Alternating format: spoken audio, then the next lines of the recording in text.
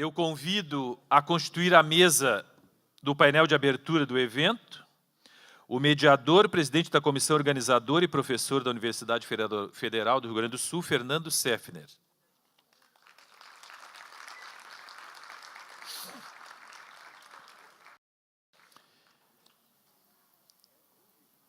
E para proferir as suas conferências, a mestra griot Maria Elaine Rodrigues Espíndola.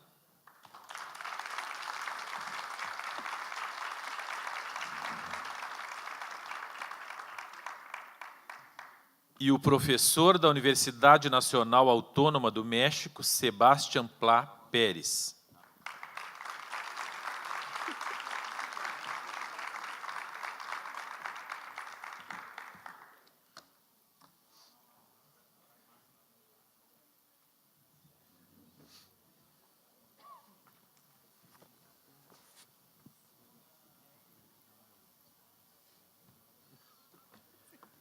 Passo a palavra ao professor Fernando Seffner para fazer as apresentações dos conferencistas e a mediação do painel. Bem, boa noite novamente. Eu vou apresentar os dois conferencistas que fazem aqui, então, as duas falas de abertura. Como o Newton já comentou, são duas conferências, né? E não há perguntas depois, porque tanto a dona Elaine como o Sebastián vão estar entre nós terça e quarta-feira, e quinta e sexta. E a dona Elaine, na verdade, está sempre aqui. Então, assim, então, as eventuais ansiedades das falas, né, poderão ser resolvidas depois. Eu vou ler aqui um curto currículo de cada um, né? Mestre griot Maria Elaine Rodrigues Espíndola, né, mulher negra e ativista social, atua no Mocambo, Associação Comunitária Amigos e Moradores do bairro Cidade Baixa e Arredores, organização voltada à preservação das memórias e culturas afro-gaúchas, considerada instituição de preservação do patrimônio cultural e material da cidade.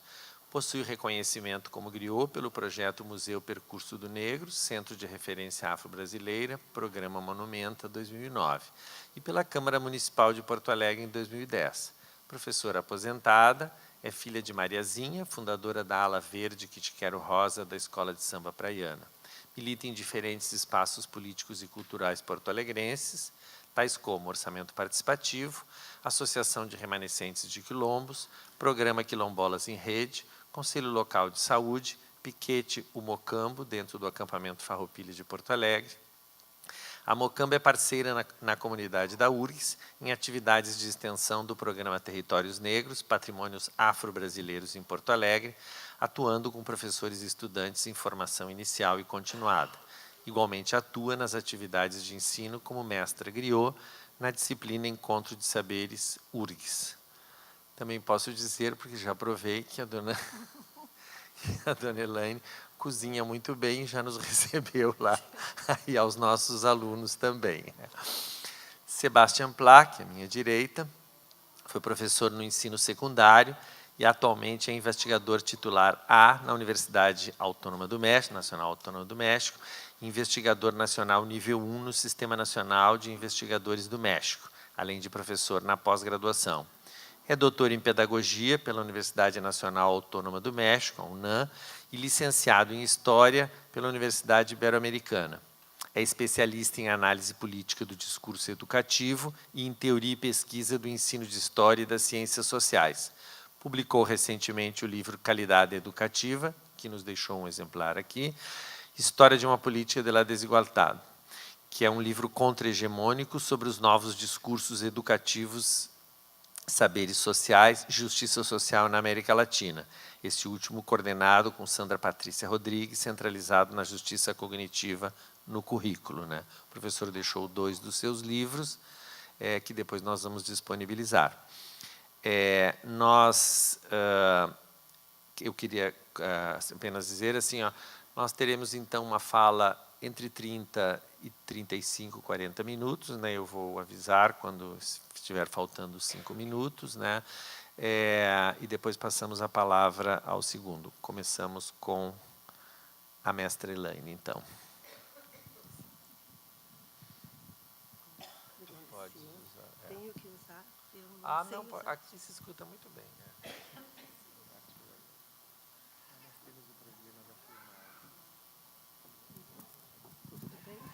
Eu não queria usar. Não precisa. Está sendo filmado. Então, pode passar. Vai passar. Vão passar, colocar. Eu não sei. Procura. Eu só queria começar dizendo: nasci. E quando esta última música as crianças interpretaram e cantaram, disseram, a gente só queria crescer. E foi assim que eu iniciei a minha fala, nasci. 1947. Quando rompi o ventre de minha mãe, já era uma menina negra. E causei um estranhamento, não pela rejeição, mas eu era alguém totalmente diferente do convívio dela até aquele momento. Do convívio da minha avó, do meu avô, das minhas tias. E esse estranhamento fez que, durante algum tempo, a gente talvez não se amasse. Porque é assim que acontecem os nascimentos. Por mais que se espere, que se aguarde, aquele ser que está vindo, um de nós tem que se adaptar ao outro. E isso, muitas vezes, eu já quero ir trazendo, colocando para as nossas coisas e para as nossas lutas. Eu quero que o outro me aceite e eu esqueço que eu também tenho que aceitá-lo. E essa coisa começa desde o nosso nascimento. E quando aqui a gente diz das distantes vozes e dos incontáveis passos, a nossa luta para transformar a sociedade num igual para todos. Essas vozes que foram colocadas no meu ouvido quando nasci, elas estão distantes. Mas nessa distância, eu sinto que houve em algum momento alguma coisa que me fez crescer acreditando. Tem um momento também que essas vozes estão tão distantes que eu penso que ninguém me amou, que ninguém me pertenceu e eu não pertencia a ninguém. E depois me reafirmo, não, mas se eu cheguei até aqui e faço algumas coisas, eu sou o sonho materializado de alguém. E daí começa uma outra história, que é a história de pensar que, e esses passos incontáveis, passei por A, por B, por tantas e diferentes pessoas, e a cada momento que eu me descontentava com um, eu era obrigada ou passar por cima dele, ou voltar e tentar me reanimar e ver como nós podíamos continuar. A cada uma destas coisas aí, a gente coloca nos dias de agora, mas nunca esqueçamos que inicia na questão do nosso próprio nascimento. E a minha pele, a minha cor, ela foi mudando. E como que os meus, a família de matriarca, principalmente onde fiquei, o que passavam para mim? Que eu era bela, que eu era pura, mas eles também tinham um peso neles, que foi do sistema que fez com que, para mim, eles pudessem desejar o melhor.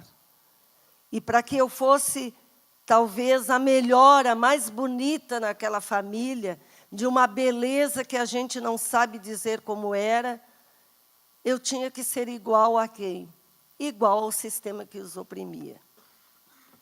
E aquela menina crescendo, crescendo, aprendendo a falar, ela não podia mais ficar sem saber ler, sem saber escrever, mas como ela ia estrategicamente aprender a ler e escrever se não tinha nada disso? E aí começa, então, a questão das estratégias que, desde pequenos e desde o berço, nós somos obrigados a descobrir, a se embrenhar por um caminho talvez paralelo, mas sempre com opção. E essa menina nós já sabemos como faremos. Não a queremos analfabeta, não a queremos assinando com o dedão, e nós vamos colocá-la onde? Num local onde flui a cultura. E fui para um convento. Fui estudar para ser juvenista.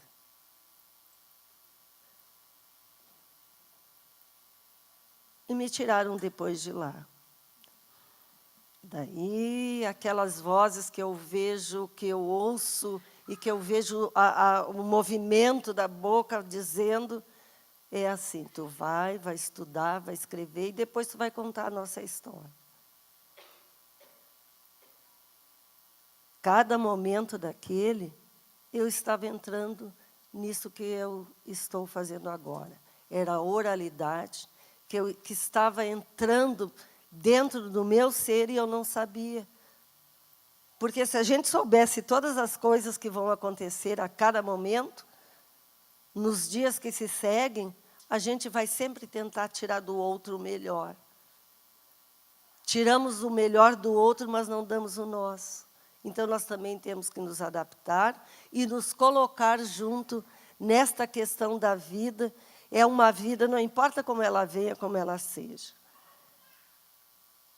E nas vozes, a gente ouve lá dentro um som, que é o som, talvez, de uma melodia, um som de ninar. Não, o som de alguma coisa que entrou também no meu coração e que ninguém pode tirar de mim. E lembro que a avó, a mãe, tocava em algum instrumento que eu não sei qual era, alguma coisa que fazia tum,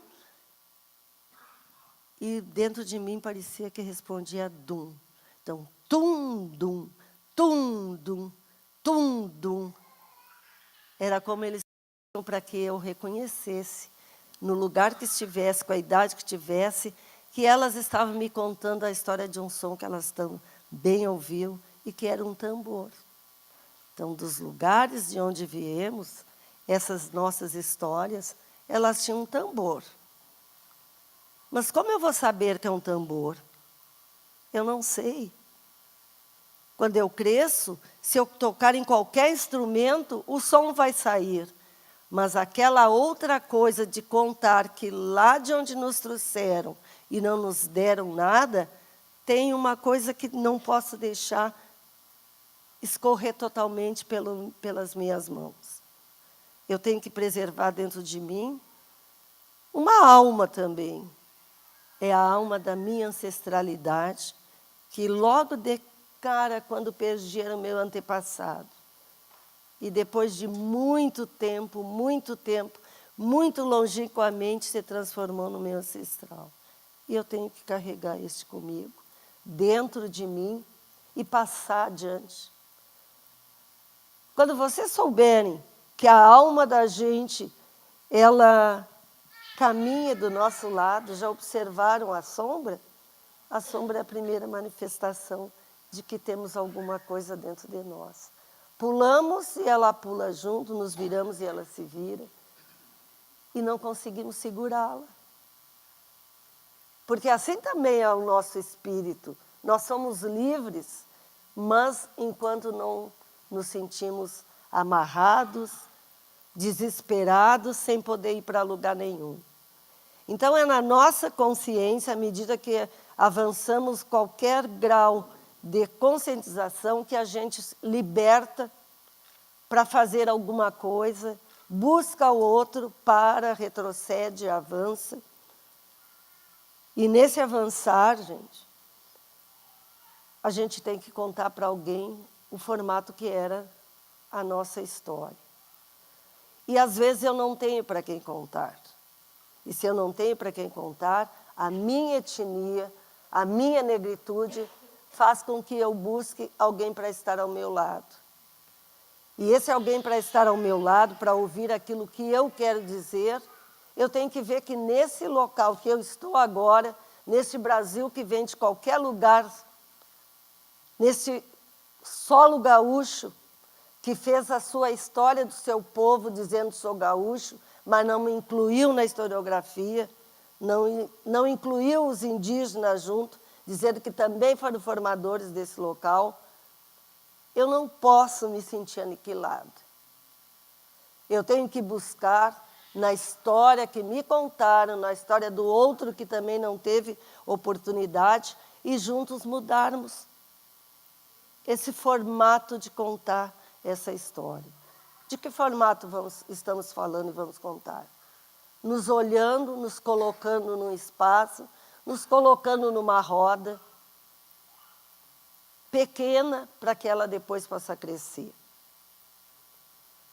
E esta roda, não só saberes, aqui diz saberes e fazeres, e poderes, mas para nós é saberes e fazeres. Porque o nosso fazer, ele não tem o poder que o Estado te concede de poder chegar ali e dizer vai ser desse jeito. O nosso saber e o nosso poder fazer, ele está no convencimento.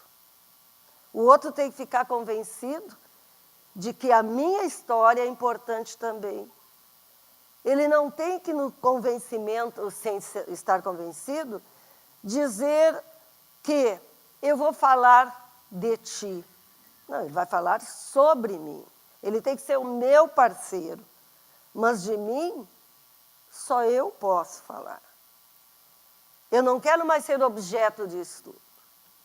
E daí nós temos que fazer o quê? Novamente, sou obrigada a ter uma outra estratégia. E essa estratégia, ela custa muito caro. Porque muitas vezes não posso ver o crescimento de um filho, o nascimento de uma neta. Não posso ver como se prepara o melhor sabor para aquela comida para que eu possa transformar num comércio. O professor falou, cozinha muito bem. Que coisa boa que esse sabor permaneceu. Mas se eu quiser pegar esse sabor que eu aprendi olhando o fazer, eu não posso transformar ele num comércio e melhorar a minha condição financeira. Porque nós estamos presos num processo socioeconômico, cultural, de que o aprimoramento ele ainda está distante de nós.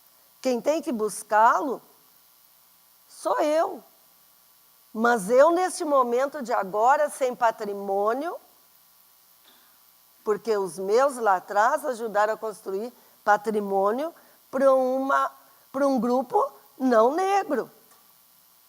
E quando eu vou trabalhar uma obra de arte, a minha obra de arte ela não tem o traço fino que dizem que é o mais bonito. Eu não pude desenvolver a minha motricidade fina, para que tenuamente, não é, eu pudesse desenhar um rosto. Eu tenho que transformar esta coisa forte que tem dentro de mim numa observação. E daí nos reunimos em grupos de movimento social negro, depois de muito tempo, para mudar essa história. E essa história nós vamos mudar aonde? No lugar que a gente nasceu, com a nossa vizinhança, que é difícil muitas vezes de conquistar, porque cada um de todos, não importa daí que cor, que raça tenha, cada um cuida do seu umbigo, mas não quer ser solidário com o outro. E esse solidário, gente, é que nos aniquila, porque quando a gente chega com a cor desta pele aqui, para que sejamos aceitos nos lugares e para que sejamos vistos, né, de uma forma elegante, nunca para a questão ética a gente vai poder usar, de acordo conosco, a palavra divando. Ora, mas eu vou usar e vou dizer que aqui eu sou uma rainha, sim. Não, carrega essas amarras, esses colares amarrados, esse acessório amarrado, porque por dentro de mim eu tenho uma identidade. Se eu precisar mostrar que estou um pouco mais adequada à sociedade, eu boto um brilho. Esse brilho que eu boto, eu posso me transformar em rainha. Mas o que é a minha essência, muitas vezes eu tenho que trazer escondido. E no trazer escondido, chegar ao lado de cada um, senta comigo, vem comigo e ouve o que eu tenho para te dizer. E quando este outro para ouvir, me ouve, conta do meu passado, o que ele já pode dizer. Eu posso agora contar como tu é também para os outros. E se eu estou aqui nesse momento, me lembro da emoção da professora que esteve aqui, a Maria Nilda, né, dizendo estar numa questão universitária. Também quero dizer, num local de universidade, quero dizer que para a academia, estar falando assim, como de um igual para igual, trazendo a nossa experiência, isto é um desafio, tanto para a academia, para aquela gestão que conseguiu deixar isso acontecer, como para nós que viemos aqui, trabalhando a questão dos nossos movimentos sociais, da nossa resistência. Porque aqui eu não quero dizer o que eu estudei, aqui eu só quero dizer como é que eu faço para sobreviver num local onde eu não faço parte da história escrita, a não ser com a palavra escravidão. E quando fazem uma bela representação, essa bela representação onde o mundo se volta, o próprio gaúcho se volta, que é no acampamento Farroupilha, para dizer como foi bom até perder aquela guerra, mas criamos uma identidade, os que vão nos representar ali ainda se pintam. E esquecem que eu estou ali. Mas eu estou ali o quê? Nos piquetes, ainda ferrando o casco do cavalo. Mas eu, enquanto mulher, vindo de um grupo de mulheres matriarcas, uma avó com 18 filhos, que disse, tu vai para lá para depois contar a nossa história. Vai ter o teu trabalho, porque dos meus 18 filhos, a menor, eu enterrei com fome, dizendo, mamãe, eu só tinha que me transformar, materializar esse sonho, no sentido de dizer, para os poderes todos, eu vou lutar por políticas. Não que só me favoreçam, mas que favoreçam o outro também. Aquele que está ao meu lado, para que a sociedade possa ser justa, possa ser mais humanitária. E este outro, então, conte a minha história e possa também dizer, que bom estar contigo. E neste desafio, eu, mulher negra, Maria Elaine Rodrigues Espíndola, nascida em 1947, um belo dia disse para o meu marido, nós vamos para o acampamento Farroupilha. Porque quando eu li o título do projeto, dizia lendas, crendices e modos de ser do gaúcho. Eu digo, mas nós temos as crendices, são nós, como é que agora querem pegar? Não, então nós vamos para lá dizer como somos. E conseguimos um espacinho bem pequenininho, enchemos de alho, arruda, guiné. Foi horrível a recepção. E daí nós não tínhamos os telhados como queriam. Tá, mas nós, assim, quando estávamos nas fazendas e lutando, nós não tínhamos nada. Vamos botar uma lona em cima e vamos dizer que é a nossa história, que nós viemos contar aqui. 2004. Voltamos para a Comissão Cultural nos avaliar. E daí o que fizemos? Todos com cavalos, arreios e não sei o quê. nós colocamos um pano e uma corrente repartida em duas partes e colocamos assim, luta negro. Daí a comissão, mas como assim? Mas nós estamos aqui para lutar e nós vamos contar a nossa história daqui com o nosso olhar. E acabamos permanecendo até hoje. Meu marido morreu, me transformei na primeira patroa negra no acampamento Farroupilha. Entre idas e vindas, críticas e elogios,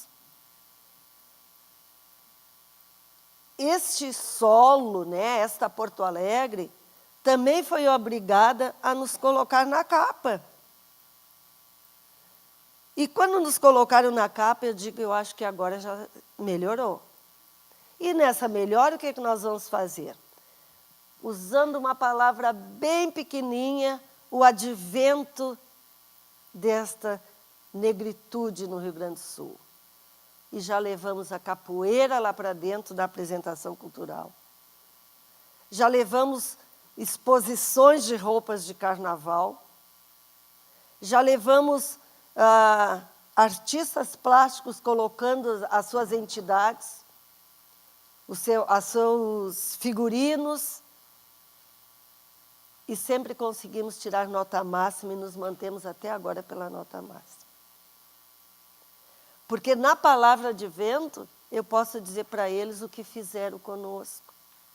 Daí teve um ano que foi, eu acho, o pior de todos, que tínhamos que ler Simões Lopes Neto, e você sabe que o Simões Lopes Neto, a lenda, né, mais conhecida, que também passa por um dos nós, é o Negrinho do Pastoreio.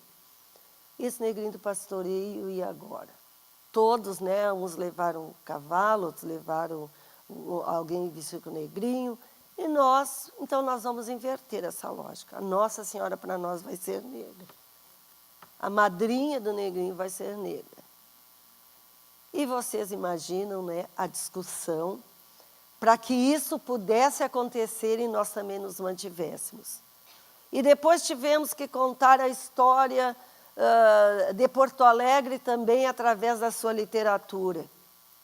E conseguimos levar duas meninas, duas mulheres negras, também fazendo uma dança tribal.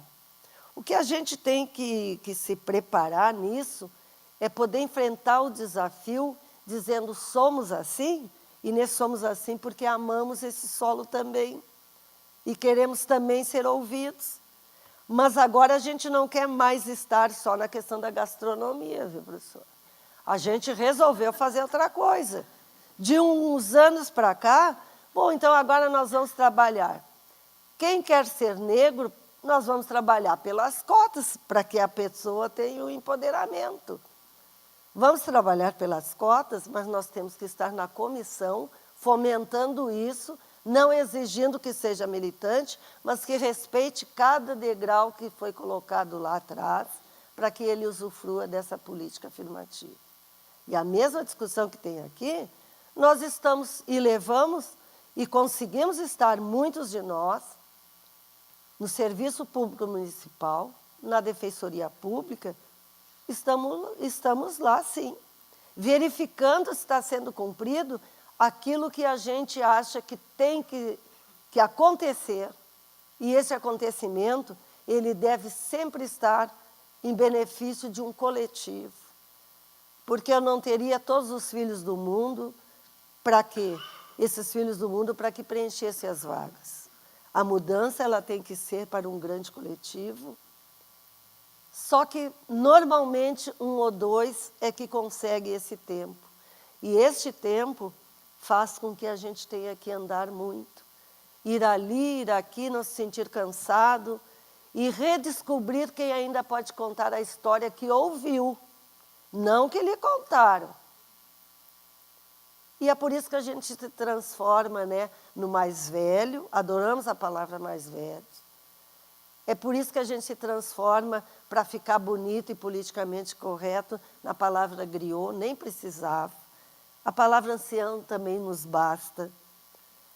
Porque a nossa dádiva é poder passar para o outro aquilo que nos passaram para que ele continue nos lugares que nós não estaremos, E hoje tive um belo prazer de falar com a professora Patrícia.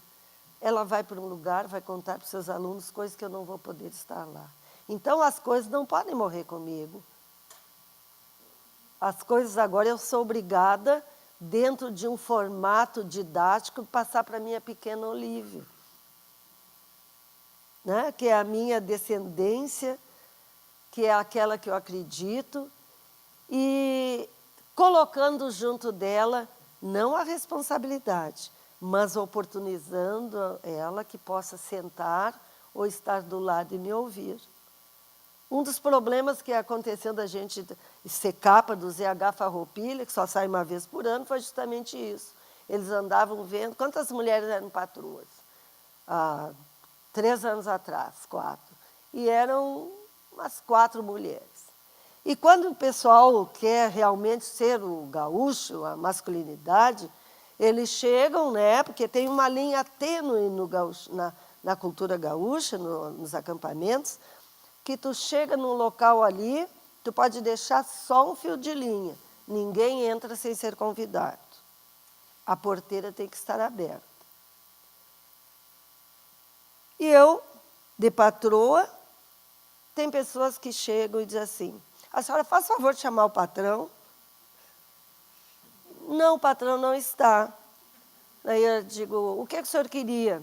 Então a senhora chama a mulher do patrão, a patroa. Então o senhor retorne, por favor, para que eu lhe abra a porteira, para que o senhor entre e possa conversar comigo, porque eu sou a patroa. Isso dá um choque que vocês não imaginam. Porque fiz um propósito de não me vestir que nem as fazendeiras. O máximo que eu posso colocar é a bombacha, a bota, que é a roupa das lides.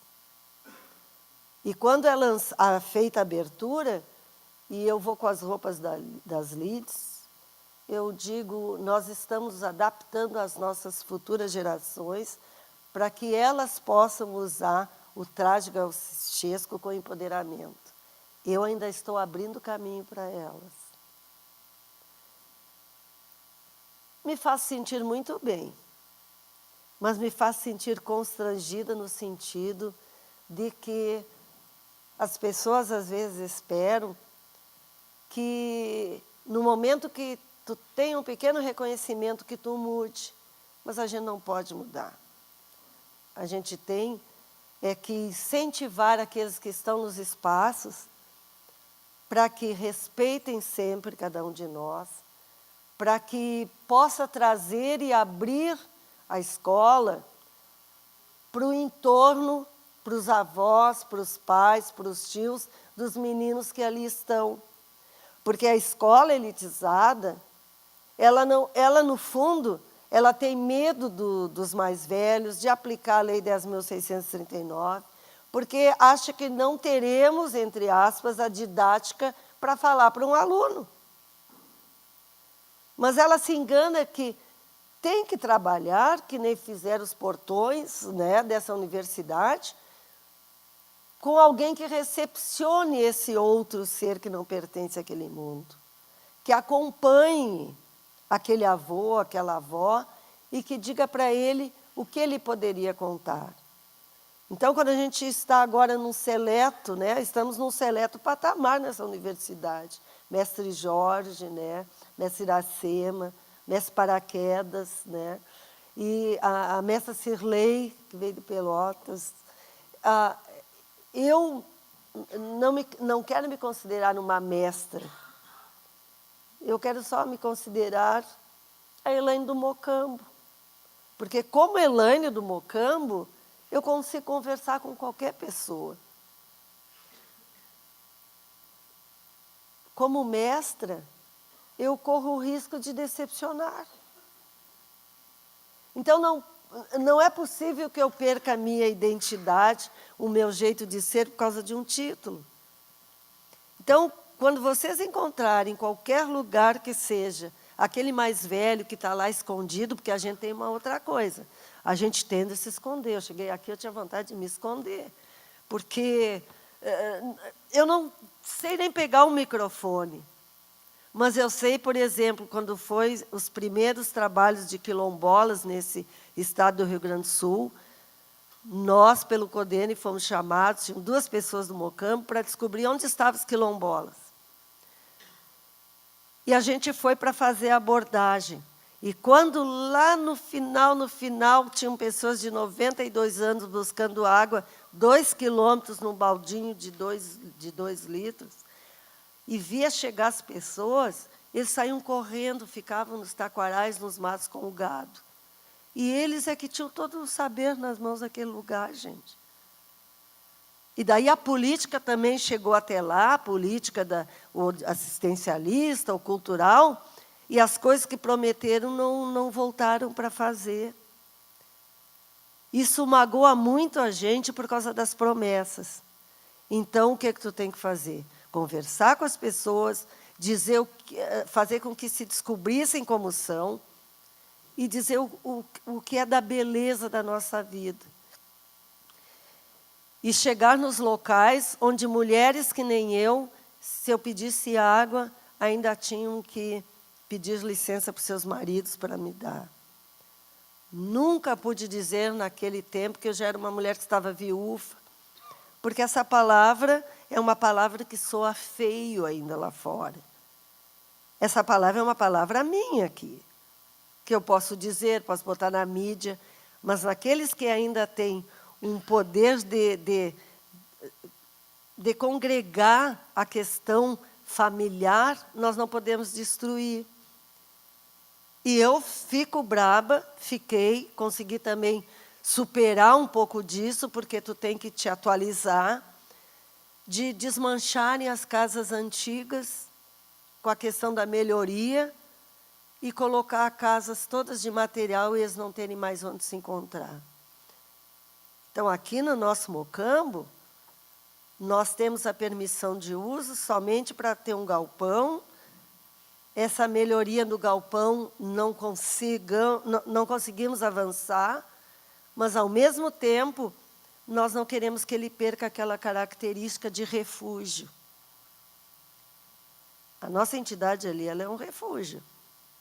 E quando passa ali na Loureiro, ninguém diz o que tem lá dentro, né? Eu digo os portões eletrônicos. Cada um colocou o seu sonho quando chegamos ali e dissemos assim um para o outro: aqui nós vamos nos reconstruir, nos fortalecer, e depois nós vamos fazer alguma coisa. E esse alguma coisa foi justamente nas rodas, nos olhando um no outro, chorando, abraçados um no outro, dividindo a polenta, dividindo as coisas que a gente sabia fazer e recebendo os outros para que nos conhecessem. Mas a gente sempre fica preocupado porque o outro chega e quer um arranha-céu. A gente não tem isso para oferecer. Mas, ao mesmo tempo, uma foto do conjunto todo, a gente adora que tirem. Mas a gente não gosta que tirem de nós. Porque há uma coisa ali invisível que passa pelas nossas mãos, que a gente quer que, quando cheguem ali, sintam aquilo. Sinto dos outros que se encantaram, que foram. Sinto da minha querida Yara, que se encantou há uns 3 dias atrás.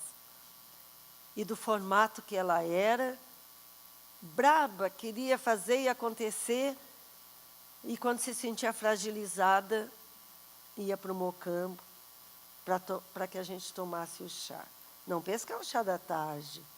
Não, era o chá do café de burraio mesmo, né? Que a gente ali lembrava como é que tinha iniciado a primeira vez, né? Então, há um solo sagrado em cada local que a gente vive, que a gente está, e que o Mocambo, não sei quem está passando, que pode tocar um pouco mais adiante, que é a questão da lealdade. Nós somos leais uns para os outros, porque envelhecemos sabendo da importância do outro. Mas essa lealdade, ela pode se estender para qualquer lugar, porque a nossa essência não perdemos. E quando diz Mariazinha, ela veste que era o Rosa da Praiana, que era a minha mãe, que quando chegou aqui, eu nasci aqui, quando chegou aqui para me ter, o local que ela encontrou, que podia ter mulheres junto, que eram de outras tribos, de outros locais, era a escola de samba. Então, para nós, movimento negro, movimento social negro, a nossa negritude, ela passa pelas casas de religião, ela passa pelo nosso carnaval, que tem um fio aqui, que é a linha de entrada. Quando nós chegamos e toca, né, aquela sirene, tem um moço daqui que é do carnaval também, que eu ouvi, a gente lembra de cada um que ficou lá para trás e que nos trouxe. Por quê? Quando somos pequenos, quando nossos filhos nascem, é simplesmente assim. Somos pegos pelas mãos e a pista, o sambódromo, como dizem, é que nos é mostrado. Ali vai a nossa família. Não somos que nem do príncipe que pega o seu filho e mostra o condado. O nosso condado, ele é nosso, ele é interno. As nossas meninas, as nossas que poderiam ser rainhas num outro local, elas estão sendo rainhas na frente de uma escola de samba, na frente de uma bateria. E quando a Tinga diz Tim Guerreiros, é só para terem uma ideia de que aqueles meninos, aqueles homens, eles estão dispostos a defender aquela sua rainha. Aquela que está lá, que lhe foi tirado de um outro reinado. Então, cada história para nós, ela é formada entre nós, como vamos trabalhar essa questão da resistência. Quem está na educação tem um duplo peso em cima de si. É estar trabalhando com uma lei, é estar vendo de que forma ela deve ser cumprida e que ela não seja boicotada e que caia no esquecimento. Vocês são professores, muitos serão futuros professores, outros já são, mas quem está no serviço público desempenhando essa função, ele está muito sufocado. E nós, enquanto movimento, temos uma dificuldade de chegar até lá, justamente por causa das estratégias. E também já observaram uma coisa, que quando era só a nossa lei, era só a nossa lei. Mas também acharam que era demais. É demais para uma negrada ter uma lei só para elas. O que fizeram? Pegaram a lei para os indígenas, fizeram o quê? Colocaram junto. Então, nenhum povo só com a sua história e só com a sua identidade. Se quiserem, vão passar um pelo outro. Então, isso não é um perigo. Isso até é um sinal de que esses povos que não fazem a história, que não são reconhecidos, têm também que buscar outras estratégias. Será na mídia? Que tu coloca o fato e não explica, não olha, né, tete a tete, e diz por que somos assim? Pode passar mais um pouco, um minuto, já encerramos. E aqui, a nossa primeira cerca, que eram os nossos 12 guerreiros, para nos proteger. Nos proteger de quê? Era para nos proteger, nos abençoar e fazer com que aquela alma da Cidade Baixa, daquela rua, daquele bairro que era um território de identidade negra, pudessem estar nos colocando os olhares sempre ali, nos protegendo. Porque a permissão de uso da prefeitura, é a lei que temos, ela é cruel, o tempo é cruel para a gente. Ele te dá um tempo e depois te tira. Então, nós temos que caminhar buscando sempre a história e não podemos nem destoar daquilo que foi escrito.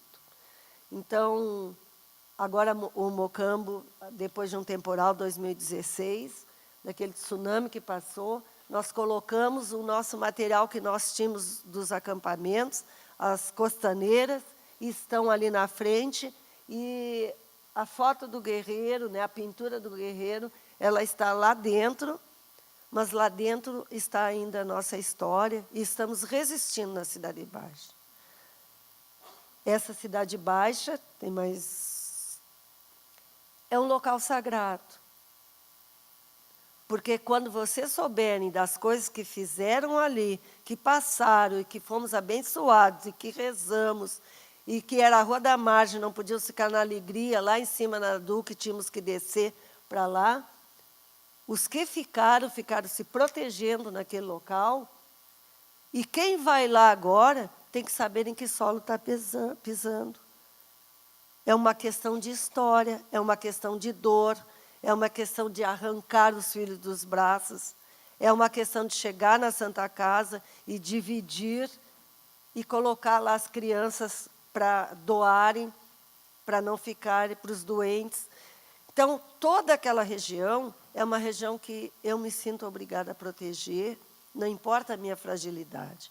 Eu só tenho que crescer no momento que eu posso contar para vocês as coisas, no momento de dizer que bom, encerrando, que agora o belo e o bonito da minha etnia, ele está estampado em qualquer jeito de cabelo, em qualquer formato de rosto, por causa da nossa autoestima. Porque, no meu tempo, né, para minha mãe, para ser linda, a minha mãe ainda passava meu cabelo com ferro quente, né, em brasa, para que eu ficasse igual aos outros. Agora não. Eu luto para quê?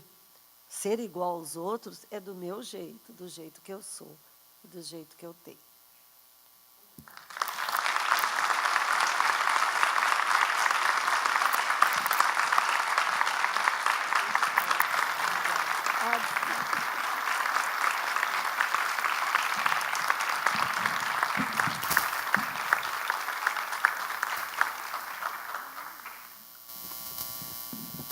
Agradecemos muito a fala da dona Elaine e eu passo, então, para o Sebastián Pla. Bueno, buenas noches. Muchas gracias por permitirme platicar con ustedes. En primer lugar, quiero pedir una disculpa de que daré la conferencia en español.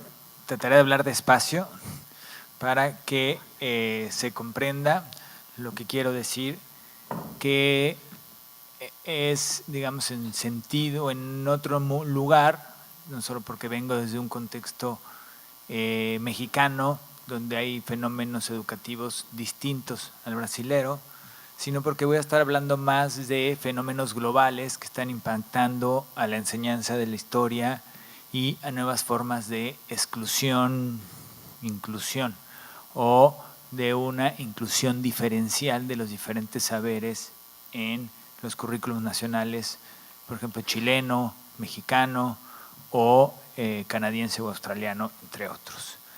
En segundo lugar, quiero, por supuesto, agradecer a Carolina Pasiewicz y a Fernando Seffner la posibilidad de estar aquí, en este Brasil tan dolido, golpeado, ¿sí?, en un momento tan crítico de la historia en América Latina. Y que, a diferencia de México, que justo hoy hemos vivido una esperanza, que no sabemos qué va a venir, pero por lo menos tenemos una esperanza que hace 35 años o más no teníamos.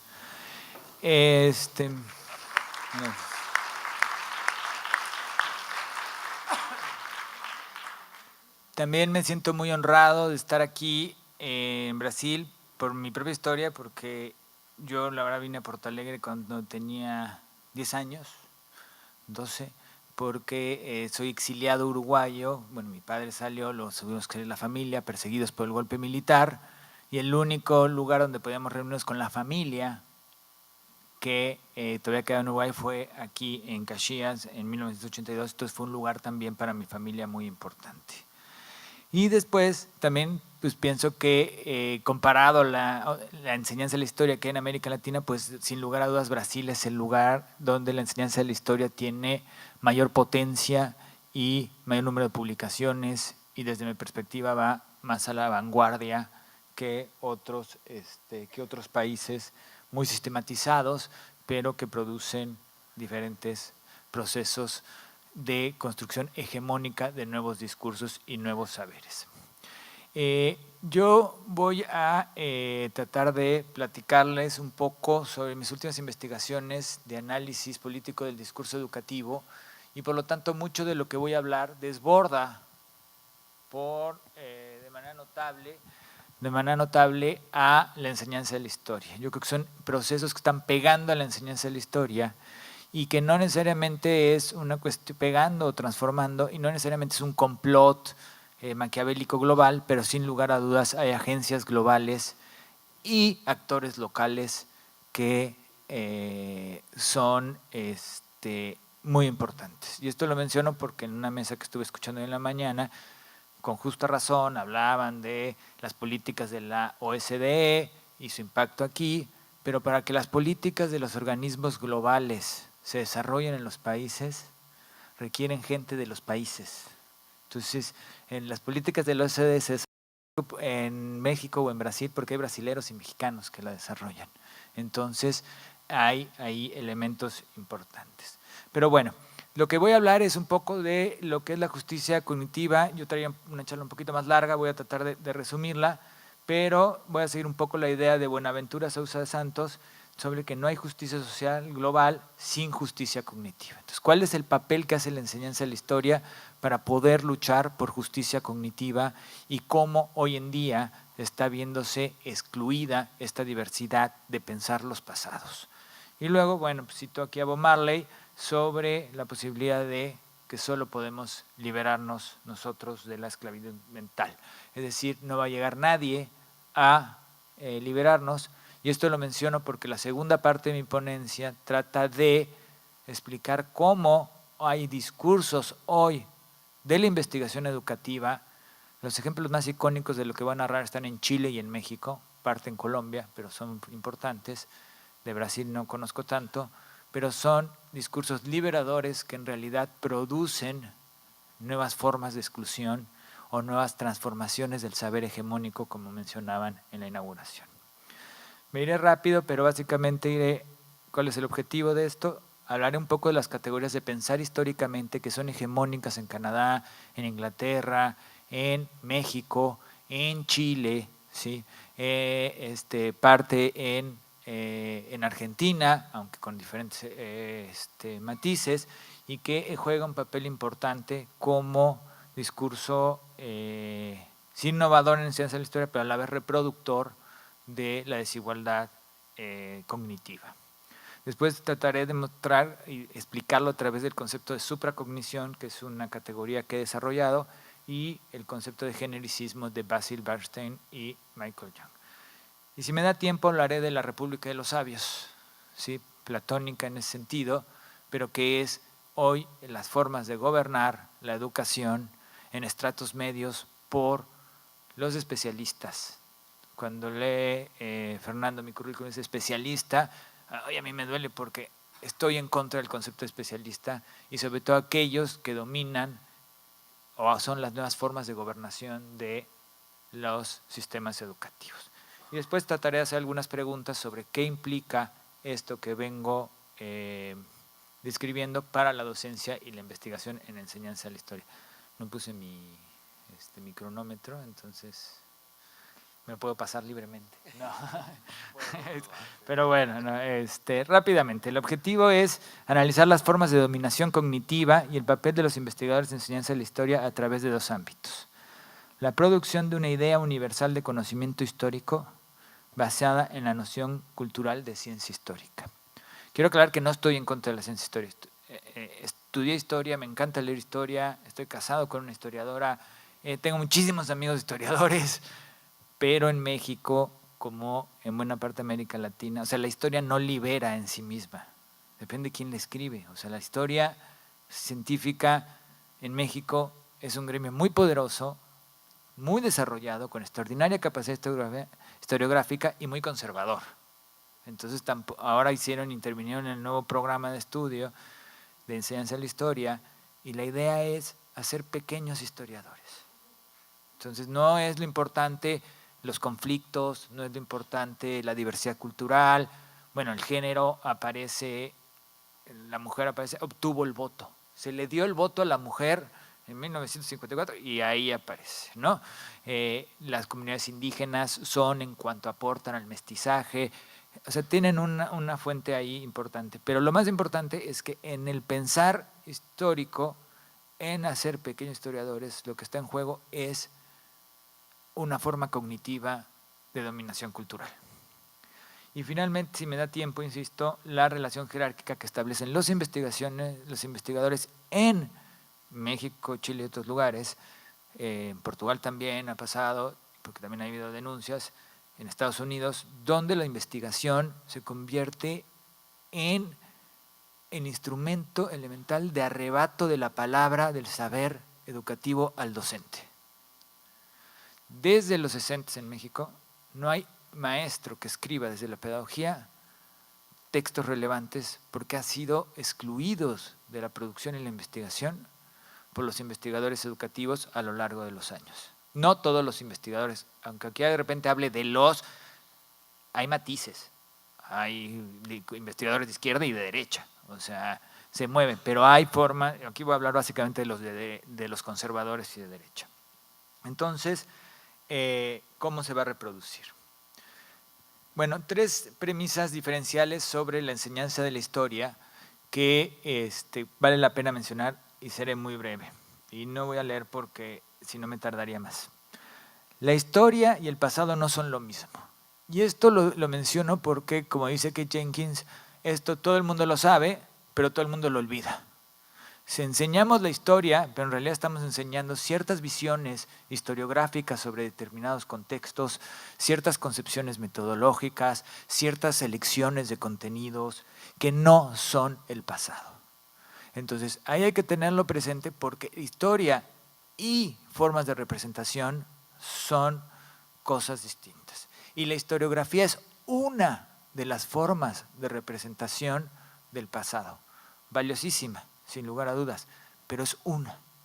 El arte, la música, el cine, hoy los documentales, la sociología, hay otras formas textuales de presentar el pasado que también son legítimas. ¿Cómo? Ok. La historiografía, el segundo elemento es que la historiografía del pasado cumplen diferentes funciones según las sociedades. El historiador japonés Kamuyaki Sato, si mal no recuerdo, escribe y explica cómo en Japón, por ejemplo, la historia, en un país politeísta donde no tuvo peso la Biblia o el Corán, la historia cumplió como principio normativo del rector, principio normativo y rector de las costumbres, los valores y las prácticas en el presente. Cuando con la restauración Meiji en el siglo XIX entra la lógica universitaria y entra el saber historiográfico alemán, las universidades se pueden hacer historia de Japón, porque antes no tenían historiografía, pero tenían toda esa historia. Y en Japón, dice este autor, siguen coexistiendo ambas historias. La historia explicativa de la historiografía y la historia normativa, ¿sí? Es decir, la historiografía cumple una función explicativa de responder a ciertos modelos de conocimiento científico, pero no suple otras funciones sociales. Y esas funciones sociales que la escuela a veces asume o a veces excluye, dependiendo de las circunstancias, es importante. Finalmente, y esto lo digo mucho por lo que pasa en México, que en Chile sería otro ejemplo, la idea es hacer pequeños historiadores. La idea es hacer una reducción al máximo del saber disciplinar profesional para llevarlo a la escuela. ¿Sí? Cuando yo pienso que en realidad son 2 cosas distintas. Tienen diferentes funciones sociales, tienen diferentes formas de producción de conocimiento, entran en juego diferentes finalidades y diferentes interpretaciones. Todas las investigaciones sobre historia reciente de las dictaduras militares en Argentina o Chile son muestras, y bueno, de la violencia, de la guerra en Colombia, son muestras de cómo en el aula subsisten muchas historias que no hay que excluirlas, al revés, hay que sacarlas y trabajar con ellas, porque la función no es hacer científicos sociales, sino es hacer gente que pueda pensar el presente de manera crítica a partir de esos conocimientos. Entonces, tener claro estos elementos son importantes porque dan parte de mi análisis.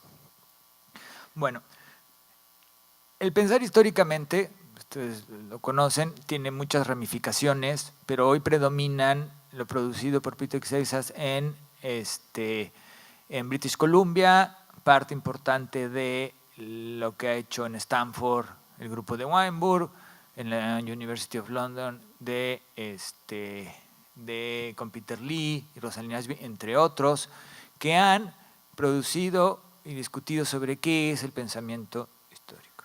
Pero en realidad, si uno ve la historiografía en general de esos mismos países, o en México o en América Latina, los historiadores no tienden a usar el concepto pensar históricamente. Sí, lo usó Pierre Vilar, ha habido historiadores que lo han usado, pero no es algo recurrente. O sea, por lo menos que yo conozco, en las universidades que conozco, en las carreras de historia no hay una asignatura que se llame pensar históricamente. Eso es lo que quiero decir con esto, es que es una conversión, primero psicológica, en los años 70, de ver qué producía, cómo era la forma de pensar de los historiadores profesionales que pudiera volverse habilidad cognitiva, ¿sí? Para poder definirlo. Y en esas discusiones hay varios elementos que entran en juego, ¿sí? Es un conocimiento de los expertos. Entonces, cuando decimos vamos a enseñar causa y consecuencia, es porque es lo que usan los historiadores profesionales. Y sí, lo usan, pero es un poco distinto, son lógicas distintas. Después, pensamiento es un pensamiento no natural, o sea, no todos nacen pensando históricamente, nadie nace pensando históricamente. Tiene una dimensión temporal, tiene nociones o metaconceptos que estructuran su pensamiento, tiene una parte narrativa, es perfectible e inconcluso, y lo pueden ver, estos elementos, usa fuentes primarias y se retoma de la historiografía moderna, es del siglo XIX. Eso se puede ver, ¿sí?, en los programas de estudio, parte en los parámetros curriculares nacionales de los años 90 en Brasil, pero también se puede ver en los contenidos básicos comunes de argentinos, en los modelos chilenos, en los modelos, en Colombia es un poco distinto, parte en el nuevo programa educativo que salió a partir de la reforma educativa de Correa, en Ecuador, parte, en México completamente, ¿sí?, pero no se ve, por ejemplo, en Bolivia, ¿no? O sea, eso sí claramente está visto desde otra lógica. Y estos elementos van a jugar un papel importante porque van a ir construyendo una idea universal de conocimiento. Creo que es tarde, voy a pasarme. Peter Burke es uno de los pocos uno de los pocos historiadores que ha escrito sobre qué es el pensamiento histórico, y él lo llama occidental, ¿sí? Y más o menos son los mismos, pero hay unos elementos importantes. Por ejemplo, una mirada lineal de progreso, cuidar el anacronismo, se enorgullece de su objetividad. Hay varios elementos. Aquí no voy a profundizar, pero sí quiero decir que Peter Burke, cuando se discute de historia, cuando se lo piden, porque le piden una conferencia sobre qué es el pensamiento histórico, él dice, es el conjunto de todas las habilidades. Y el conjunto de todas estas habilidades solo lo es Occidente, no lo hacen nadie más, ¿sí? Unos podrán tener linealidad temporal, otros aproximaciones, estructuras narrativas, pero solo todas el pensamiento científico occidental que se ha expandido al mundo entero. Entonces, esta idea es la que se ha extendido en las escuelas. Ahora voy a poner un ejemplo que trabaja Buenaventura Sousa Santos sobre la diferencia de los tiempos históricos en las sociedades contemporáneas. Uno de los conflictos más fuertes que tuvo con los pueblos indígenas fue para la explotación del petróleo en la reserva ecológica de Usami en el Amazonas. Y ahí enfrentaron una discusión, dice Buenaventura Sousa Santos, cognitiva, ¿sí? No únicamente política, económica, social. Y él lo que trabaja es que dice que están enfrentados dos tiempos históricos. Por ejemplo, para Correa, que sería la del lado izquierdo, ¿sí?, tiempo lineal de la modernidad occidental, el tiempo es progreso. Entonces hay que apurar el tiempo, la discusión y iniciar la explotación petrolera para poder, ¿cómo se llama?, a desarrollar y combatir la pobreza en el país. En cambio, dice, para las comunidades indígenas es un tiempo cíclico en el que lo que está delante es también lo que está detrás. Uno es un tiempo acelerado, ¿sí?, un ritmo acelerado, vertiginoso. Otra que solo tiene una noción de concepto de nación, con el concepto liberal, republicano. El desarrollo se hace por el avance de las fuerzas productivas. La cultura es lo cultural, es decir, la identidad cultural y nada más. En cambio, las comunidades indígenas, la diversidad es paciencia, el ritmo es campesino y cósmico, dos conceptos de nación, el liberal y el etnocultural, distintas formas de ciudadanía y pueblo, ¿sí? El buen vivir es la producción de la vida colectiva, ¿sí? Es decir, y la cultura es todo, lo político y la economía también es cultura. Este choque, ¿sí?, cuando se construye en un programa de estudio, por ejemplo, si ustedes estudian la reforma curricular ecuatoriana, ¿sí?, que hay que ver qué pase ahora con, y ahora también perseguido político, ahora Correa, pero bueno, es un muy buen ejemplo de cómo se mantiene una superposición de estas dos formas. ¿Qué hace el programa ecuatoriano?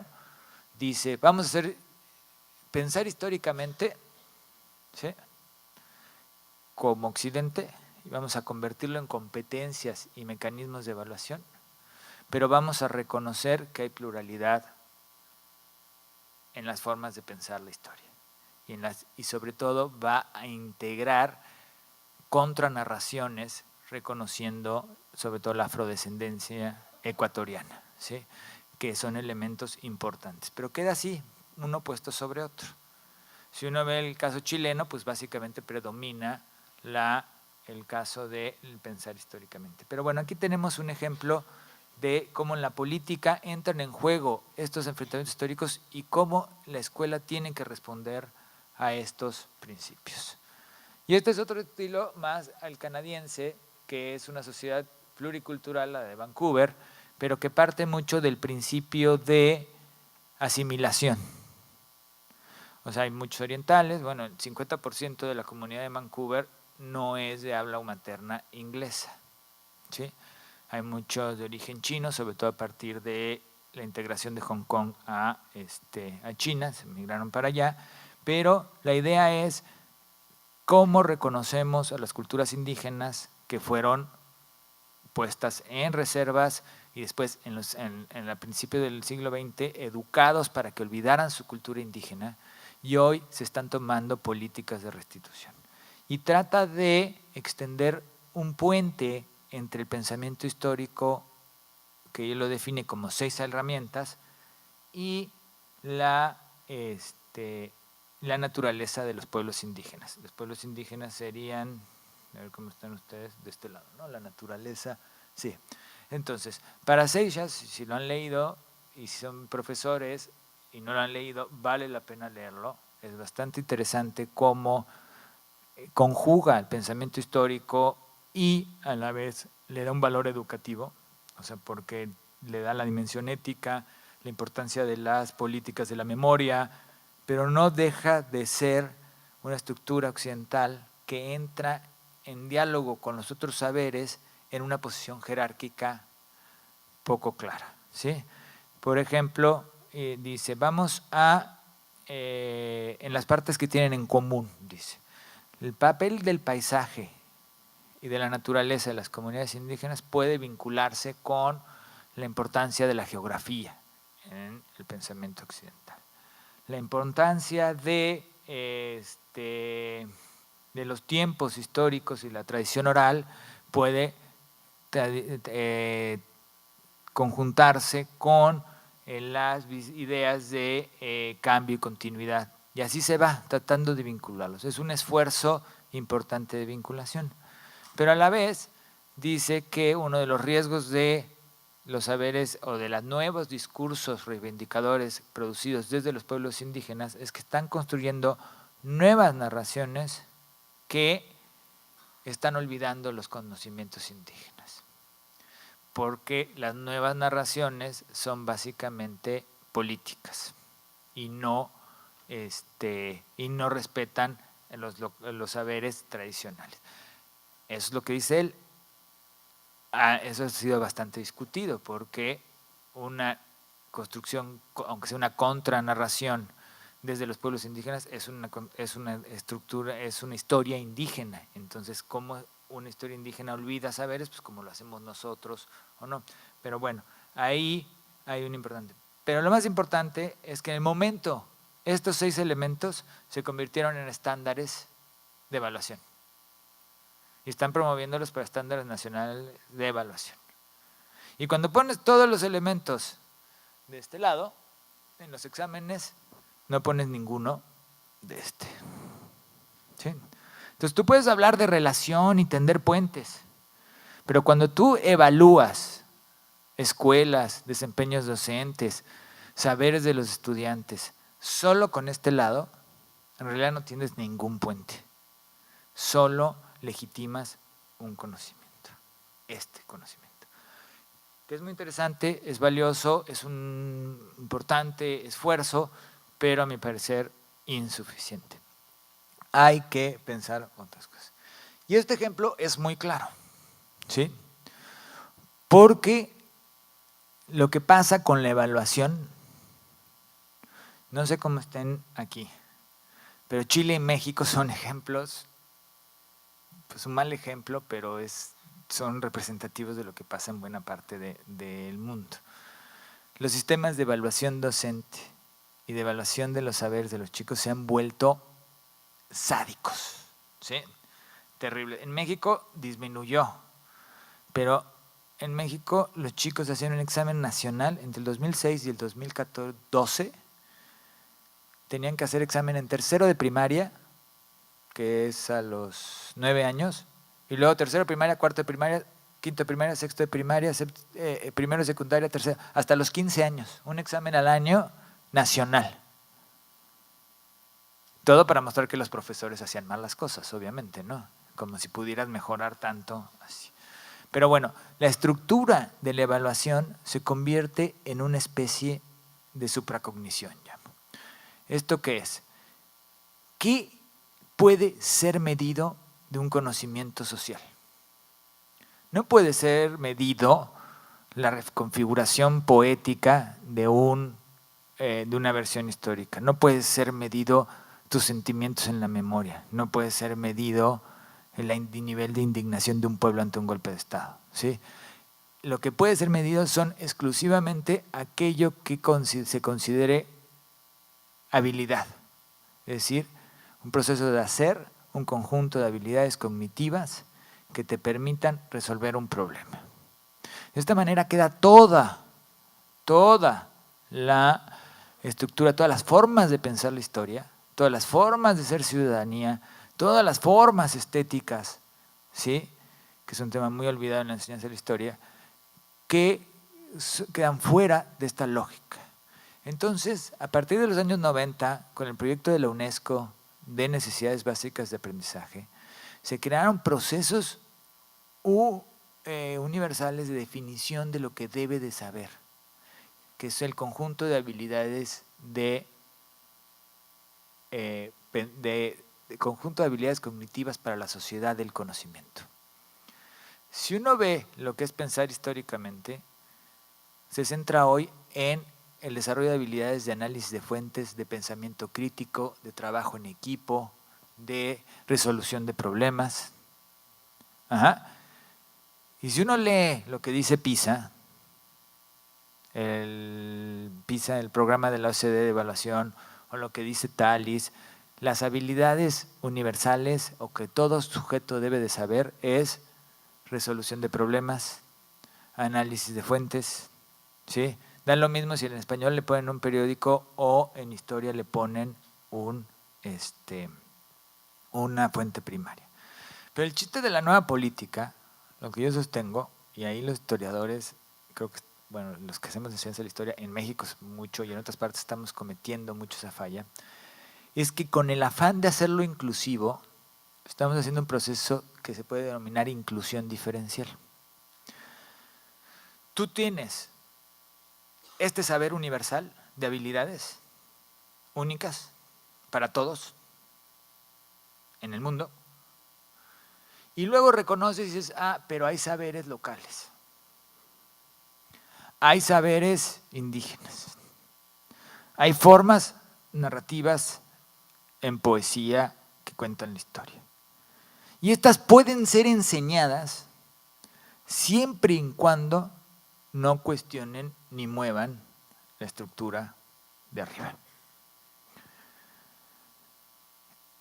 Lo voy a poner en otro ejemplo, si no quedó claro. En algunos espacios, como lo dice Zizek, parte del movimiento de reconocimiento de las luchas sociales por la preferencia sexual o por la lucha de ciertos derechos individuales de libertad son aceptados por el sistema mientras no cuestionen la estructura del sistema capitalista. ¿Sí? O sea, el sistema capitalista absorbe estas luchas y las logra acomodar en cierta medida en un nivel intermedio porque no cuestionan lo de arriba. Si uno lo pone más o menos ese ejemplo, en lo que estoy diciendo, tienes una cognición que se considera universal, que puede reconocer lo local, pero siempre en esa posición jerárquica. Es decir, lo universal existe, es de todos nosotros, porque tú cuentas tienes una contrahistoria. Entonces te dejo que la cuentes. ¿Sí? Pero en las definiciones científicas de pensar históricamente para la escuela, lo que está predominando es lo otro. Entonces, lo que tenemos es un proceso, retomando ahí a Basil Bernstein, de genericismo, ¿sí? Donde todos los conocimientos son iguales, donde el vínculo es directamente con el mercado laboral, ya no de la línea de producción fordista, sino de lo que han llamado varios autores como Negri o Hart, el cognitariado. Estamos produciendo cognitariados y la historia ha ocupado ese lugar y ha abandonado la importancia de las cuestiones de las contrahistorias, de las historias diversas, de los formatos, de las luchas, de los movimientos sociales. Entonces, ya no se trabaja esos temas. El programa de México que salió el año pasado dice, objetivo 1, que el estudiante conozca cómo funciona la ciencia histórica. ¿Sí? Ese es el objetivo 1. Y es porque se construyen habilidades para eso. Entonces lo que tenemos es un mecanismo de control, no de control, sino una relación jerárquica entre los saberes. Entonces muchos de los discursos pluriculturales o interculturales se establecen en esa relación jerárquica. Voy a dejar esto un poco al lado porque ya estamos en tiempo, pero sí es importante nada más mencionar la república platónica en la que estamos viviendo hoy en día, en este medio intermedio, no en los grandes luchas de poder. El poder de los sabios, el poder de los expertos que pasan entre la universidad, el gobierno y las empresas, o supongo que aquí también hay, ¿no?, las fundaciones al servicio de los grandes capitales de las empresas, que hay expertos desarrollando políticas públicas y son importantes. Y este grupo, sí, lo único que parte es que hay diferentes inteligencias y que ellos tienen el derecho a decidir, aunque no sea popular, pero sí científica, ciertas políticas públicas. Las políticas educativas contemporáneas se producen bajo ese... ¿Cuánto me queda ya? Supongo, ¿no? Bueno, ¿qué creo que vale la pena preguntarse? 5 minutos, las preguntas. 7. ¿Cuál es el posicionamiento epistemológico que, o sea, por ejemplo, cuál tenemos que preguntarnos cuando hacemos investigación en enseñanza de la historia? Si concebimos que no se trata solo de contra narraciones, sino de reconocer las diferentes formas de pensar la historia, legítimas, válidas. Y voy a contar una anécdota que le iba a contar al final, pero se me olvidó. Al principio, pero se me olvidó. ¿Por qué es importante? Dipesh Chakrabarty, uno de los grandes teóricos de la historia postcolonial, cuenta una historia, una anécdota sobre un estudiante suyo. Él trabajaba en la Universidad de Melbourne en los años 70 y 80, cuando empiezan las políticas de integración de las comunidades aborígenes australianas y empiezan a estudiar posgrados. Y tenía un estudiante que era muy bueno, Anthony Birch, que era aborigen e hizo doctorado en historia con él. Y cuando termina, la Universidad de Melbourne le ofrece, el departamento de historia de la Universidad de Melbourne le ofrece una plaza. Vente a trabajar acá. Pero el de literatura, el departamento de literatura le dice, vente a trabajar aquí con nosotros. Y él dice como historiador, no, pues vente para el lado de historia. Y Birch escoge letras. Entonces cuando va y le pregunta ¿por qué?, contesta lo siguiente. Porque en el departamento de letras puedo escribir mejor mi historia como poesía. Dice, la historia académica es una disciplina muy limitada, sobre todo en su habilidad para representar el pasado. La historia profesional descansa la verdad y los hechos en la autoridad dada por el empirismo. El pasado es a veces igual o al mismo tiempo mejor representado a través de un amplio rango de formatos textuales, incluidos los cuentos y la poesía. O sea, no niega el valor de la historia, pero reconoce que hay muchas formas. Entonces, los formatos textuales de la historiografía y de la disciplina y de la investigación en la enseñanza de la historia son terriblemente limitados. Y lo que necesitamos es incluir en la escuela también esos formatos textuales. No ver cine para ver qué acontecimiento histórico está narrando y qué fusil usaban o el uniforme de los soldados, sino el cine como forma de interpretación histórica. ¿Sí? Quiero ponerles un pequeño fragmento de una película.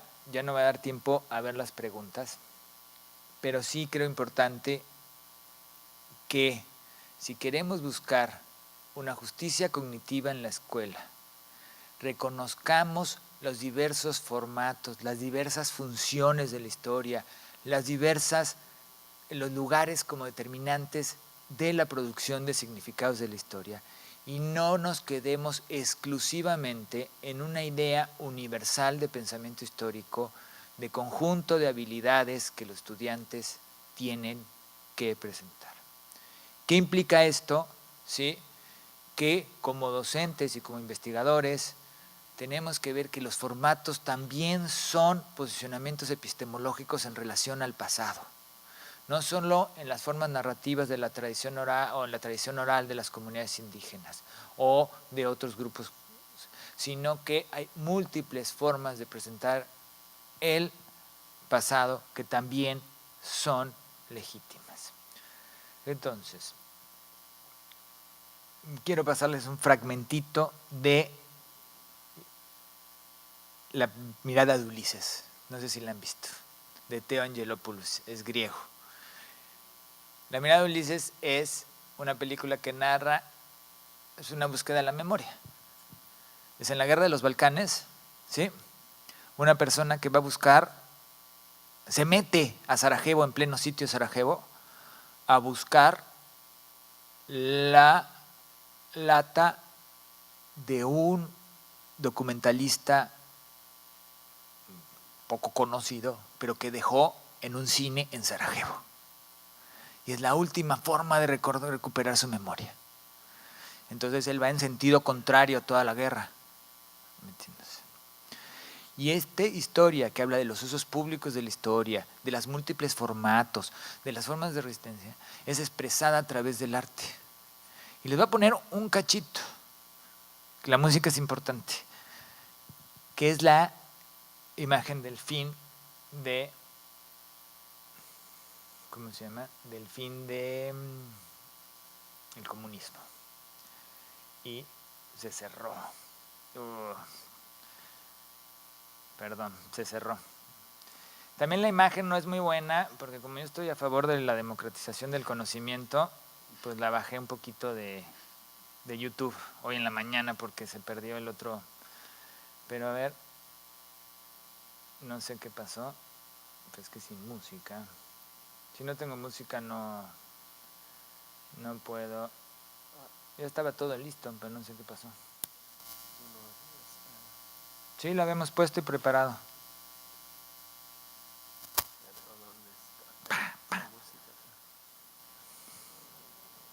Pero bueno, si no tengo otra metáfora. Sí tiene volumen, pero no está.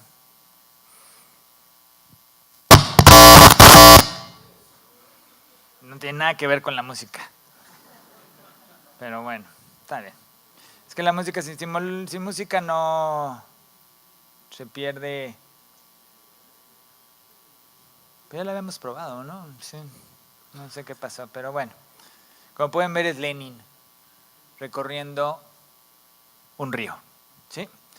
Pero bueno, esto es, en su traverso define esta película un poco como parte fundamental de la nostalgia de la izquierda a partir de la derrota, ¿sí? Como forma de significar la historia después de la caída del muro de Berlín. Pero se perdió, lo siento. Pero bueno. Pero aquí vemos otro ejemplo de otra forma de representar la historia, que es en una lucha de jóvenes contra la ampliación de una carretera en un pueblo, ¿sí? Cerca de la Ciudad de México, donde retoman la figura de Emiliano Zapata, del zapatista, ¿sí? Es la tierra de Zapata, donde está este pueblo. Ajá. Emiliano Zapata, el revolucionario campesino, yo doy por hecho que se sabe, pero bueno, no. Pero bueno, aquí tenemos otros usos de la historia, de otras formas textuales de contar la historia, que son tradicionalmente excluidas de la escuela. No se trata de quitar la historia-ciencia, que poco lugar ha tenido la historia-ciencia frente al nacionalismo en la escuela. Se trata de ver diferentes formatos para poder entender otras formas de pensar la historia. Entonces, lo que quiero decir con esto es que en una lucha contra una idea hegemónica de una sola forma de pensar la historia, tenemos que reconocer no solo los acontecimientos, los diferentes actores, sino también la forma en que se cuentan estas cosas e incluirlas a las formas de pensar la historia.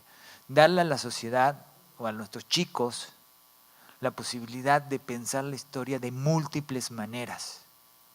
Eso permitiría, ¿sí?, que, por ejemplo, lugares como México, donde la educación intercultural es solo para los pueblos indígenas, el resto de la población, en lo que yo estoy diciendo, tuviera también el derecho de conocer cómo se cuentan la historia los pueblos indígenas y así poder saber múltiples historias. Creo que eso es parte central de nuestra lucha. Hay varias cosas que me quedaron ahí en el tintero, pero sí, no es contra la historiografía lo que estoy diciendo. Estoy contra la idea de, en la escuela, de un movimiento de investigación en enseñanza de la historia que solo ve a la historiografía como única forma válida de conocer el pasado. Y como diría Robert Musil, ¿sí?, el problema es que la ciencia nos ha regalado mucha realidad, la historiografía, pero nos ha robado la posibilidad de soñar. Gracias.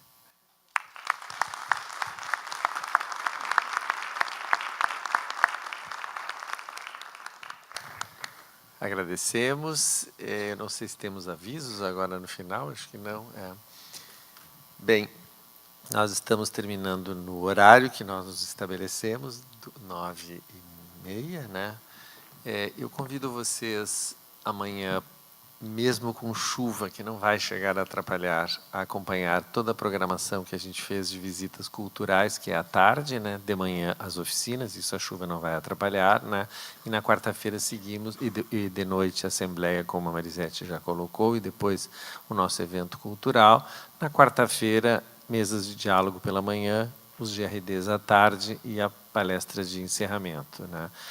É isso, então eu agradeço muitíssimo as duas falas, né? As duas pessoas, tanto o Sebastião como a Elaine, vão permanecer na terça e na quarta, né? Estão por aqui, então qualquer um poderá acessá-los e nós poderemos depois ver o vídeo ali também. Era isso então, muito agradecido e boa noite.